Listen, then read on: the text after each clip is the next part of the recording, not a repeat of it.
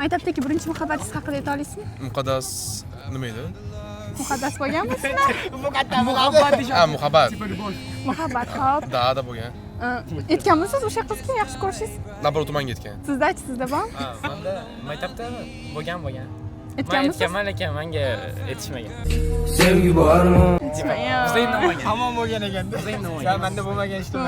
Maktabda birinchi muhabbatingiz kim bo'lgan? Maktabda birinchi muhabbat bo'lmagan.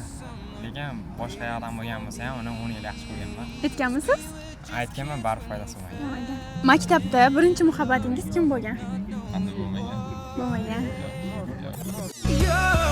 Maktabda birinchi muhabbatingiz kim bo'lgan? Amerikaga ketgan. Ketib qolgan. Aytganmisiz? Yaxshi ko'rishingiz?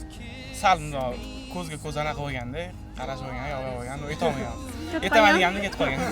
Siz o'sha paytda aytganmisiz? Izohlarda qoldiring.